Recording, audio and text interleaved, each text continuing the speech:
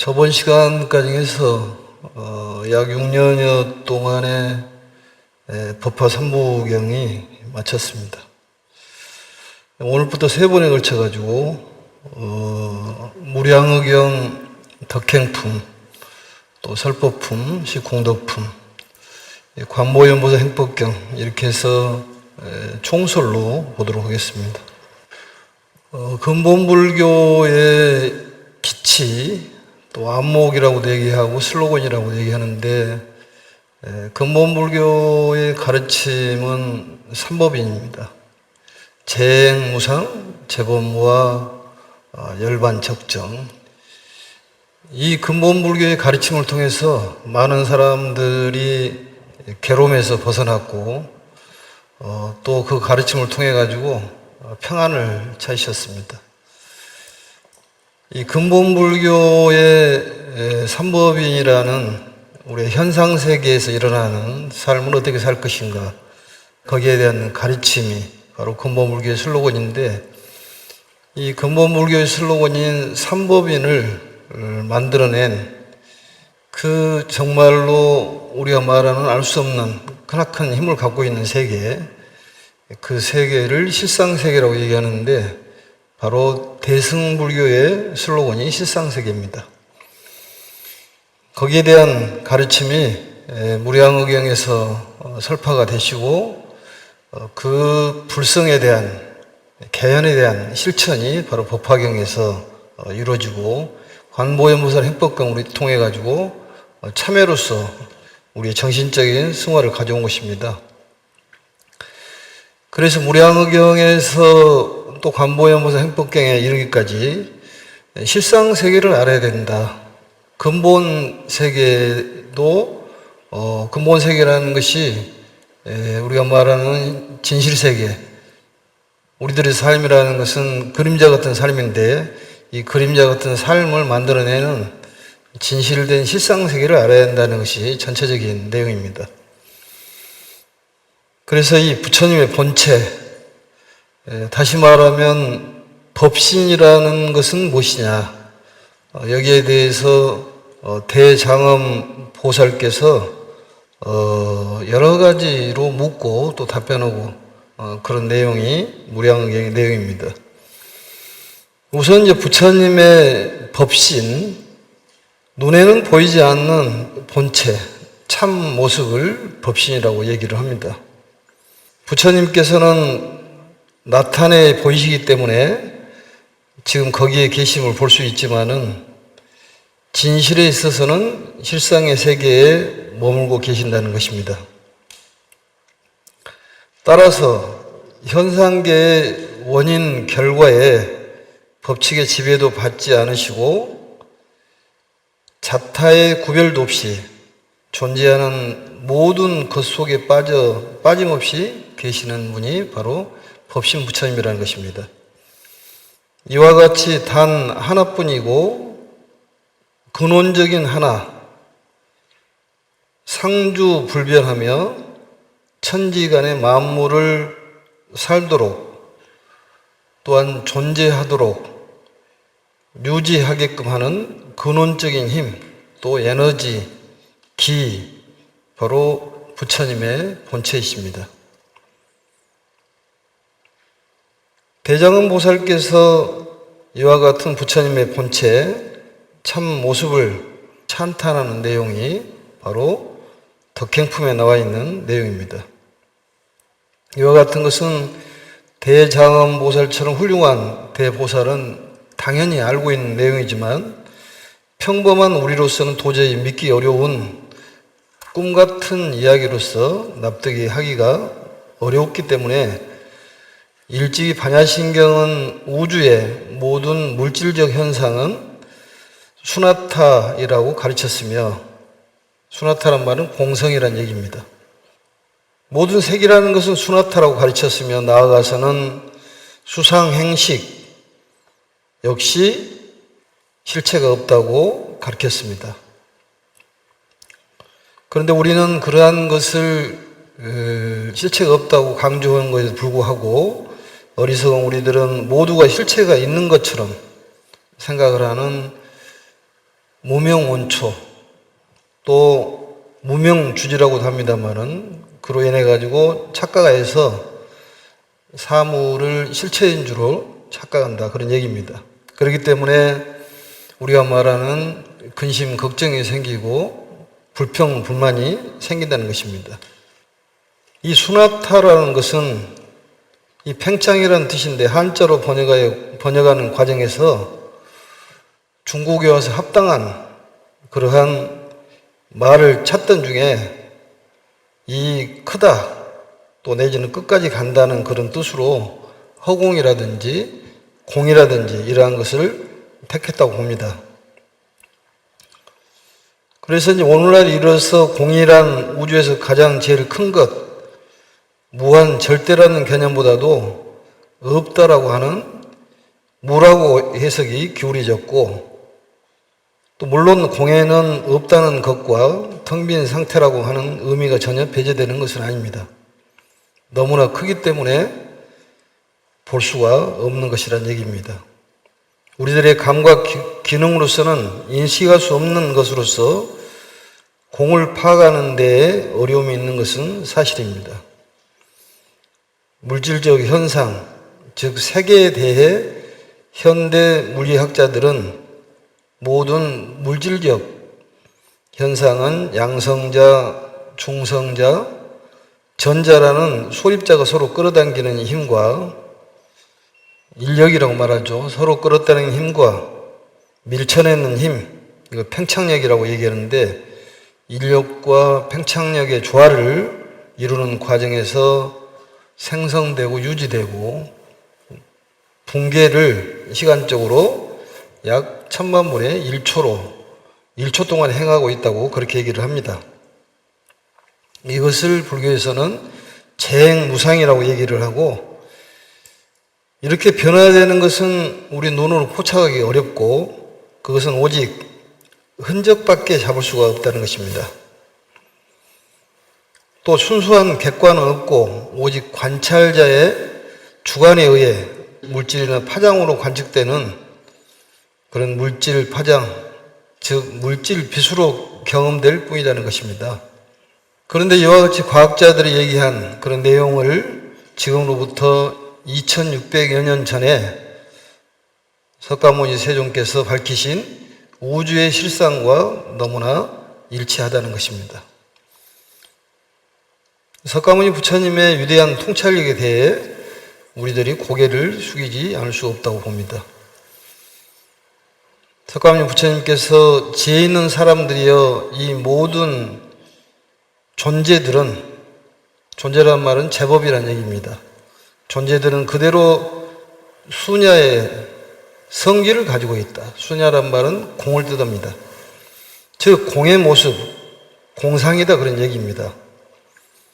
즉 생성된 모든 것은 인연에 의해서 일시적으로 가합된 것이기 때문에 일체가 공성, 즉 공의 모습이 바로 온갖 현상이 아니냐, 이러한 거룩한 말씀이고 또 우리가 생각할 때 기가 막힌 말씀이다 그런 얘기입니다. 이렇듯 반야심경은 우주의 모든 물질적 현상이 공성임을 밝힌 것인데 중국에 와서는 이를 무라고 생각했던 것입니다. 그것은 어디까지나 본래 중국이 가지고 있던 무라는 사상을 공에다 적용한 것이라고 하여 이러한 해석을 격이불교라고 말하는 것입니다. 그러나 불교의 공이란 물질적인 현상은 물론 정신적인 현상까지도 모두 실체가 없는 공성임으로 집착할 것이 못 된다. 그러므로 집착 때문에 괴로워하는 중생을 그 집착에서 벗어날 것을 가르치는 것입니다. 그러나 법화경에 이르면 이 정적이고 이론적이며 철학적인 수냐타를 활성화하여 동적이고 감성적이며 종교적으로 지향되고 승화시켜 실천 수행하게 하는 것이 특징이라고 볼 수가 있습니다. 그렇기 때문에 법화경 방편품 지혜의 장은 모든 존재는 그 자체가 참 모습이다. 이것을 제법 실상이라고 얘기합니다. 그 존재는 공성이므로 평등하다는 것을 설하여 이 공이 절대적이며 보편적인 진리임을 밝히고 있는 것입니다. 그리고 이 절대적인 진리를 묘법이라고 하고, 이 묘법은 바로 통일성의 원리라고 하는 것입니다. 이것은 당시 인도 사람들은 생성을 범천으로 보고, 유지를 비신유로 보고, 붕괴를 시바로 보고, 이 셋을 하나로 통일시키는 위대한 사상을 가지고 있었던 것입니다. 그게 바로 회삼기일의 사상이고, 또한 묘법도 바로 이러한 사상적 기초 위에 세워진 것이라고 보아도 무방할 것입니다. 회삼기일의 사상은 성문 영광만이 아니라 보살까지 셋이 한때 뭉친다는 말입니다. 또한 법신, 보신, 응신, 이 삼신이 곧 일신이라는 것도 바로 이러한 뜻입니다. 이렇듯 붓다, 즉 현신의 인격자란 법신, 보신, 응신이 원만하게 갖춰져야 한다는 것입니다. 만약 이 셋을 구족하지 못하면 불구가 됨을 뜻하는 것이고, 우리들 중생은 법신과 응신은 갖추었으나 아직 원만한 보신을 갖추지 못했으므로 부처로서는 불구이기 때문에 중생이지만, 원만 보신을 갖추기만 하면 부처님이 될 수 있는 가능성적인 중간자, 즉 중생이므로 매우 희망적인 존재인 것입니다. 때문에 법화경은 훌륭하고, 이 원만 보신을 갖추기 위해 우선 지혜를, 그리고 붓다의 길인 자비행을, 또한 겸행육도를 완성하도록 가르친 것입니다. 겸행육도라는 것은 분별공덕품의, 법화경 분별공덕품의 수행으로서 제시한 내용입니다. 수의, 독송, 또 육바라밀을 뜻하는 것입니다. 그러므로 반야신경에서 전형적인 자비행의 보살인 관세음보살께서 이 우주의 실상을 파악한 그 내용을 설하는 것이며, 누구나 성불 아니면 성불의 전 단계인 보살이라는 과정을 거쳐야만 하기 때문에 지혜의 완성자인 관자재 보살이 되려면 우주의 실상을 먼저 파악해야 한다는 깊은 뜻이 있는 것임을 쉽게 생각해서는 안 되는 것입니다. 이렇게 실상을 파악하게 되면은 우주관, 세계관, 인생관이 확립되고, 이것을 깨달음이라고 해도 좋을 것입니다. 이러한 실상을 파악하게 되면 우리는 앞으로 무엇을 해야 될 것인지를 스스로 알게 된다는 것입니다. 그리고 우리를 우리답게 해주는 그 무엇에 대해 감사의 정성이 마음속으로부터 우러나게 되는 것입니다. 그렇다면 과연 우리를 살려주고 있는 그 무엇, 다시 말해 우리를 유지해주는 그 무엇이란 과연 어떤 것인가 하는 질문이 있게 마련입니다. 절대 진리를 인격화한 것을 부처님이라고 이름한 것입니다. 불교에서는 이 세상에 몸을 나타내신 석가모니 세존을 부처님이라고 하고, 또 영원히 불멸하는 상주의 법신을 부처님이라고도 하기 때문에 이 둘을 두고 의아심을 품는 경우가 많습니다. 물론 석가세존도 부처님이시고 영원토록 살아계시는 진리의 부처님도 부처님이십니다. 그런데 역사적으로 인도에서는 깨달은 분을 붓다라고 이름하고 또 부처님이라고 했습니다. 붓다란 진리에서 왔다고 하여 열애라고 합니다. 즉 타타가타라고 했다.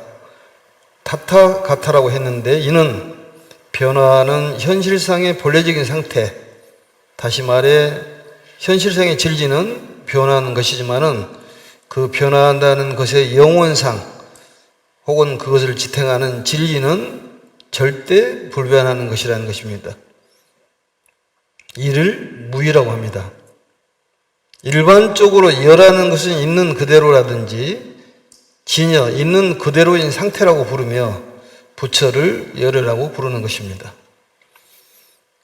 우리들은 언제부터인지 진리는 불변하는 것이라고 말하고 있습니다. 그런데 무엇이 불변하는 진리인가 하고 물으면 그것에 대해서는 명확한 답변이 없습니다.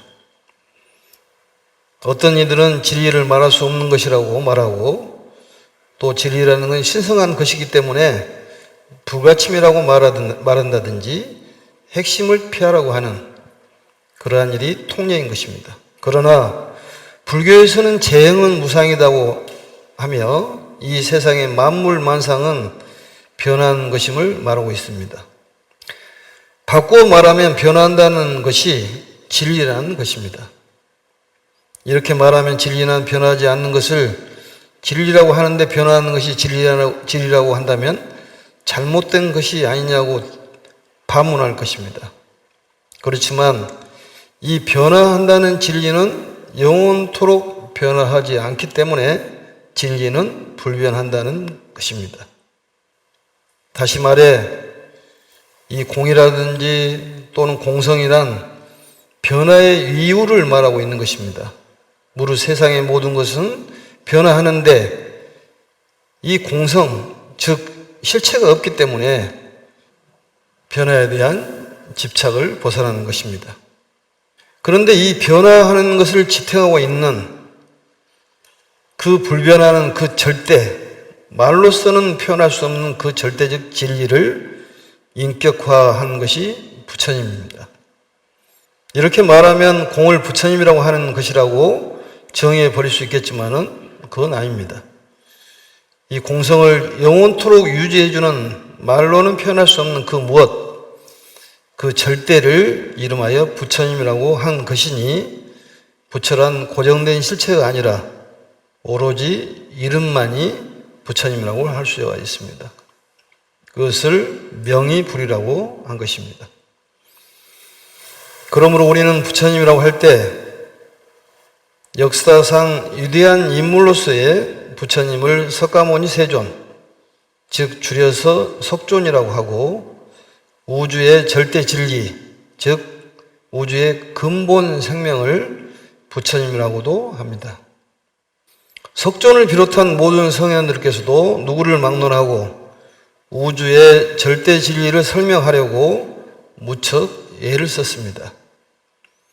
중국의 노자는 무라고 했고 공맹자는 기라고 했으며 예수는 여호와 즉 하느님이라고 했고 소크라테스는 아폴론 신전에서 신탁을 받아 자기 자신을 알라고 했고 플라톤은 이데아라고 각각 설명을 했습니다. 이렇게 모든 사람들이 한결같이 진리를 설명하려고 애썼으나 그 진리 자체는 눈에 보이지 않기 때문에 일상 언어로는 아무래도 이야기할 수 없어서 이거다 저거다 하지 못하고 자신들의 체험을 통해서 감지된 것을 이렇게 설명하게 된 것에 불과하다 그런 얘기입니다.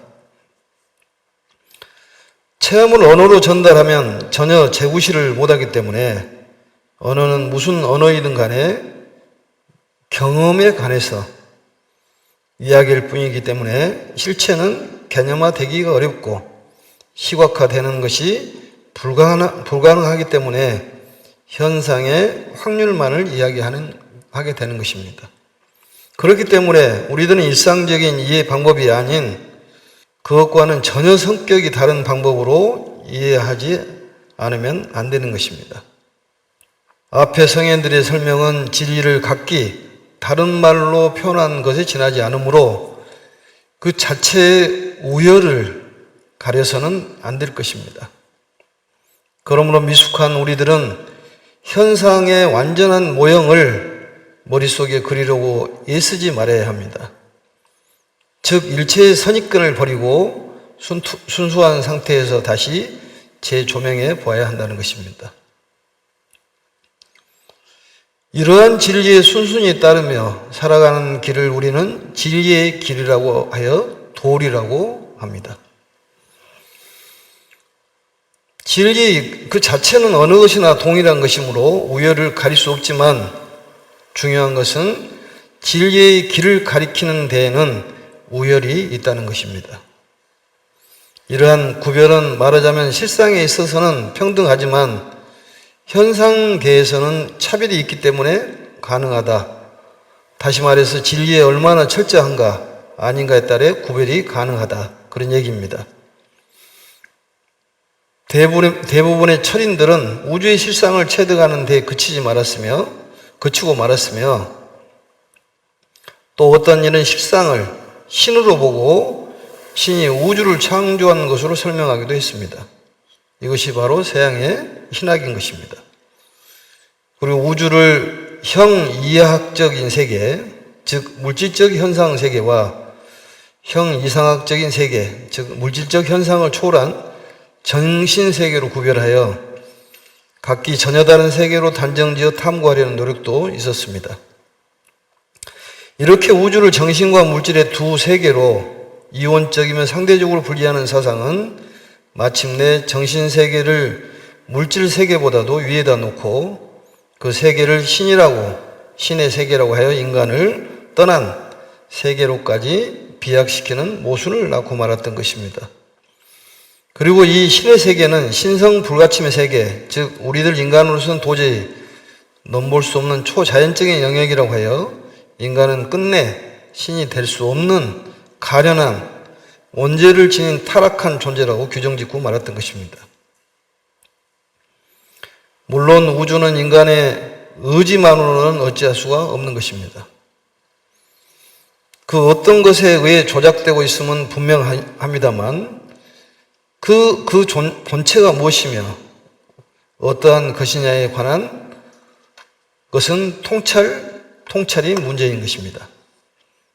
여기서 석가모니 세존께서는 덕행품의 대장엄보살이나 혹은 다른 보살들의 얘기, 부처님의 본체, 즉 법신, 실상에 대한 납득하기 어려운 이야기들이 거짓 아닌 진실임을 거듭 확인하고 우리가 그것을 납득할 수 있도록 여러 가지의 비유를 들어가지고 또 여러 가지 형태로 얘기를 들어서 말씀한 것입니다. 요컨대 대장엄보살이 부처님을 찬탄하신 그 대목은 지금까지 지혜의 면에서만 파악하던 반야신경의 수나타, 즉 공의 성질을 생성, 유지, 붕괴 등 세 가지 면에서 종교적으로 파악한 대목이라고 할 수 있습니다. 반야신경이 공을 연기의 측면에서 철학적, 과학적, 이론적으로 파악하고 집착을 여의도록 시도했다면 이 무량의경의 대목은 철학과 과학을 지향한 종교적 차원에서 파악한 것으로 우주의 실상이 우리에게 작용하고 있는 바를 다른 말로 바꾸어 놓은 것이라고 생각함이 옳을 것입니다. 즉 법신, 다시 말해 우리를 살려주고 있는 이른바 우리를 존재케 하는, 다시 말하면 유직해주는 근본 생명을 덕행품에서 찬미한 것입니다. 우주의 모든 물질적 현상이 법신의 화연이라면 여란 진의 화연이니 진이 없는 여는 생각할 수도 없는 것이 아닌가. 이렇게 우리는 법신이기 때문에 존재할 수 있으며 만일 법신이 떠나면 현상계에서 사라지고 말 것이 자명하기 때문에 법신을 근본 생명으로 하는 것이다. 이렇게 생각할 수가 있는 것입니다.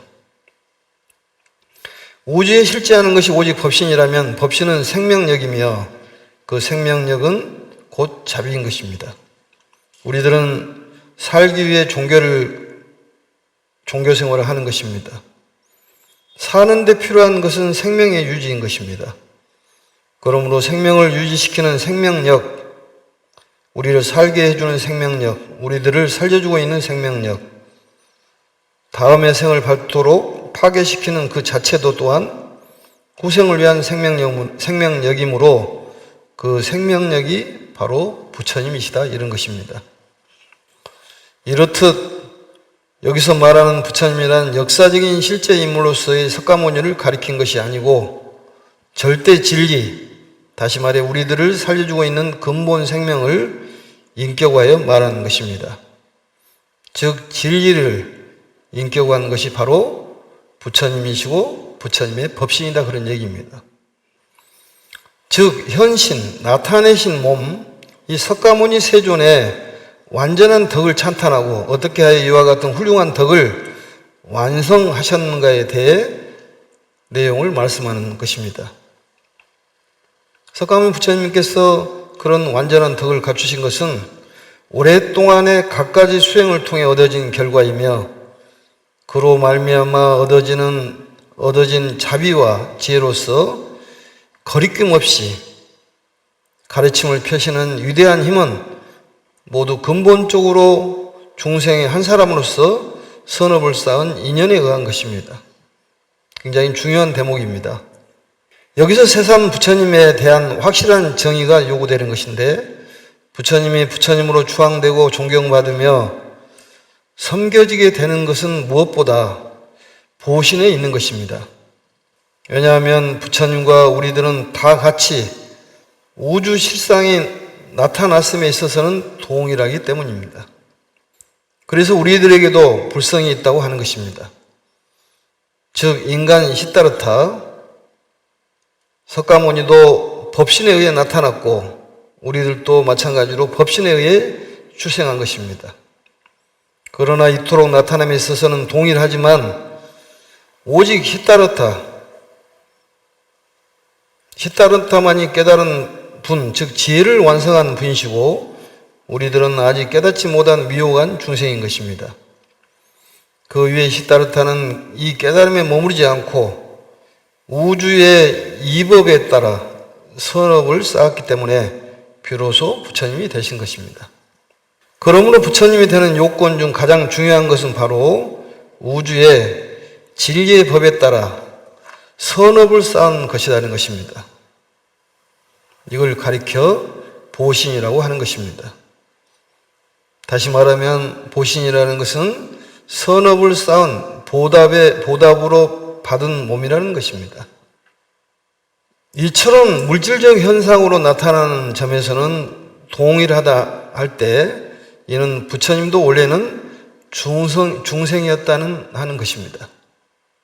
그 배후에 부처님과 중생은 다 같이 평등한 존재이고 중생도 수행함에 따라 덕과 행이 갖춰지면 부처가 된다는 것입니다. 특히 법화경 전체를 일관하고 있는 커다란 사상이 숨겨져 있는 것을 잊어서는 안 됩니다. 앞에서도 말한 바와 같이 우리들이 가진 최고의 목적은 부처님이 되는 것에 있는 것입니다. 그 목적을 이루기 위해서는, 다시 말해 부처님이 되기 위해서는 앞서 도달하신 부처님의 가르침에 그대로 따라야 합니다. 이 엄연한 사실 앞에서 무엇이 부처가 되는 길인가를 똑똑히 설파한 것이 바로 이 대목이니 잊어서는 안 될 것입니다. 다음은 나타나신 몸이 곧 응신이신 석가모니 부처님의 얼굴과 신체에 대한 이른바 부처님의 32가지 모습, 다시 말하면 30위상과 80종호의 거룩한 찬탄의 대목인 것입니다. 이것은 결국 수행에 의해서 얻어진 내적인 완전한 인격, 즉 덕이 외적인 색신에 나타나는 것임을 은연중에 강조하는 것으로 보신의 거룩함을 힘주어 말하고 있는 것입니다. 부처님께서는 이와 같이 훌륭한 모습을 갖추신 분이시나 실제에 있어서는 모습을 나타낸다든지 나타내지 않음을 초월한 존재이시므로 차별의 세계, 즉 현상계만을 보도록 되어 있는 우리 인간의 눈을 가지고는 도저히 그 본질을 볼 수가 없다는 것입니다. 중생의 본질도 역시 이와 마찬가지나 중생과 부처님은 모습을 가진 몸으로 나타날 적에는 완전한 모습을 달리하는 것입니다.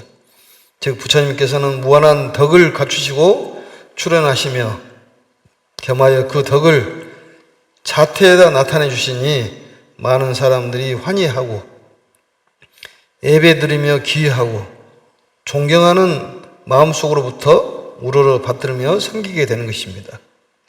더욱이 부처님께서는 최고의 깨달음을 얻으셨지만 이로써 만족하다는 마음을 일으키시 아니하시며 묵묵히 수행의 수행을 거듭하셨기 때문에 견줄 수 없는 아름다운 자태를 성취하신 것이라고 생각해도 될 것입니다. 이와 같이 실제에 있어서는 모습이 없으신 몸이시건만 모습을 가진 몸으로 출현하여 주셨음은 우리들에게 매우 고마운 일입니다. 여기에서 놓쳐서는 안 될 매우 중요한 곳이 두 군데가 있습니다. 첫 번째, 중생의 모습은 본질적으로는 부처님과 똑같다는 것입니다. 즉 중생도 본질적으로는 부처님과 동일이지만 수행이 부족하고 미혹에 가득 차 있기 때문에 나타나는 신체가 부처님과는 도저히 비교될 수 없을 정도로 추하고 빈약한 것이라는 것입니다.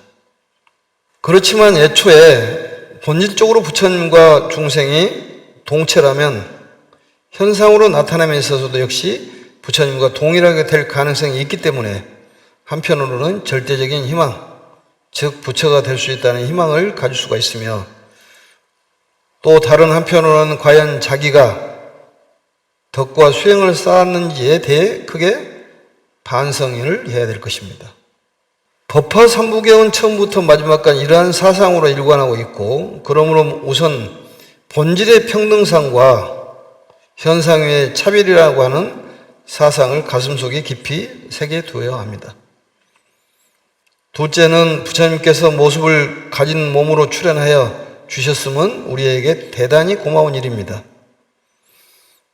석가모니 세존께서 이 세상에 나오셔서 수행을 거듭하신 결과 그처럼 완성된 덕, 다시 말하면 인격을 갖추어서 부처님의 경지에 도달하신 생생한 신뢰가 있으므로 우리들은 오로지 그분이 하신 그대로 또는 그분이 가르치신 그대로 쫓아가면은 될 것입니다. 석가세존께서는 이렇게 힘들게 도달하신 과정보다는 훨씬 쉽게 부처의 길을 걸어갈 수 있기에 바로 이 점에서 석가모니께서 이 세상에 출현하신 데에 감사함을 느끼는 것입니다.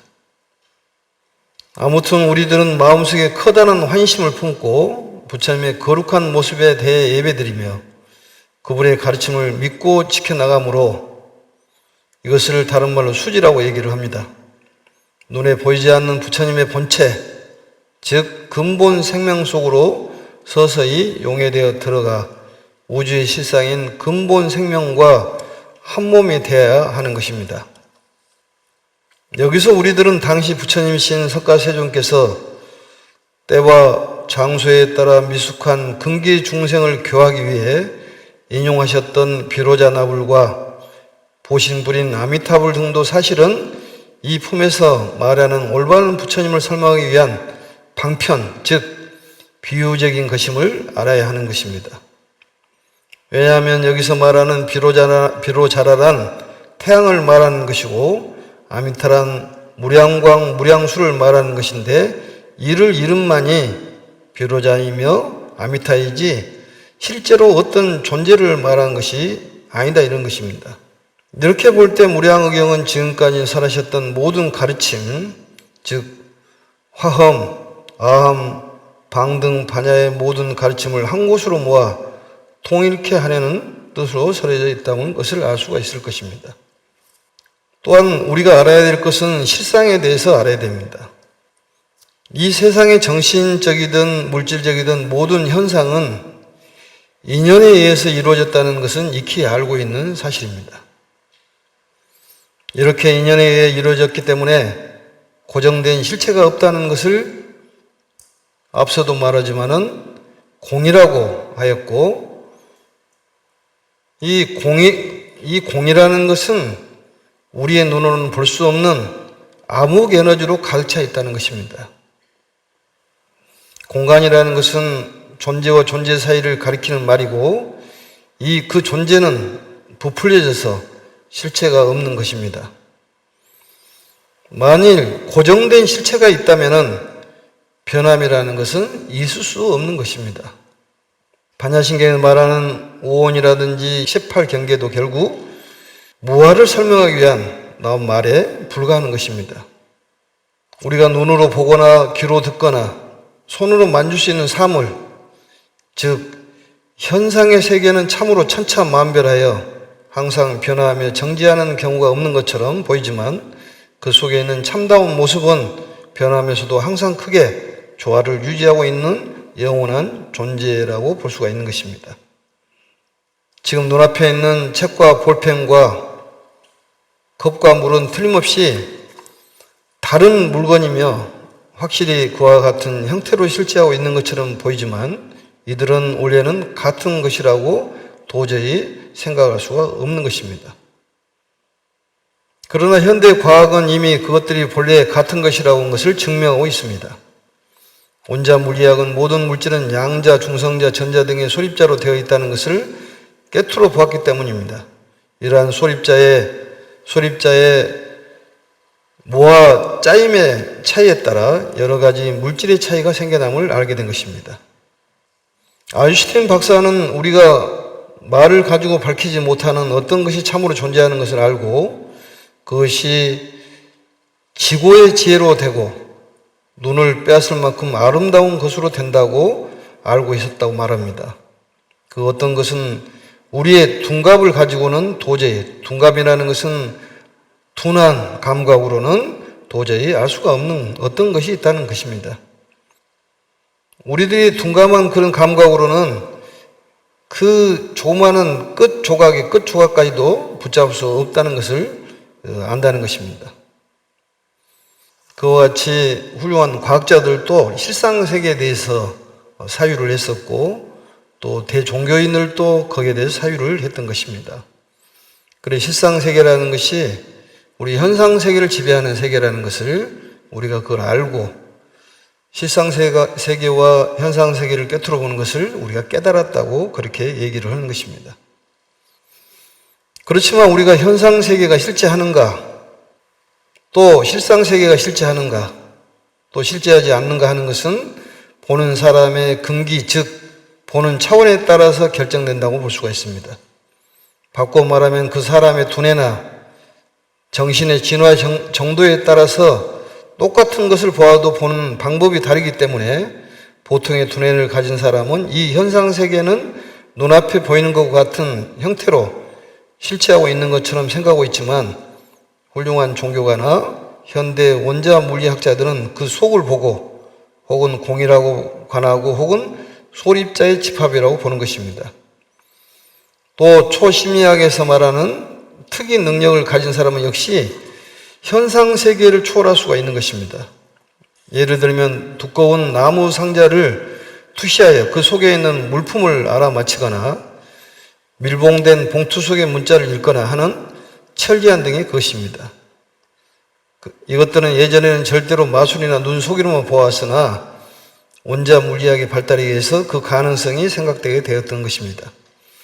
여하튼 상자를 형성하고 있는 두꺼운 목재라도 물리학의 눈으로 보면 틈새 투성이라고 상상하는 것입니다. 이런 까닭에 두꺼운 나무 상자라고 해도 물리학의 눈으로 보면 마치 투명한 유리처럼 가리지 않고 환히 들여다 보이는 것과 같은 것입니다. 우리들의 육안으로 보면 빈틈이 없고 단단한 목재로 되어 있는 것 같지만 실제의 질량은 바늘 끝보다도 작을 정도의 것이고 그 나머지는 넓고 넓은 진공인 것입니다. 그러므로 특이 능력을 가진 사람이 상자 속을 꿰뚫어 보기가 가능한 것입니다.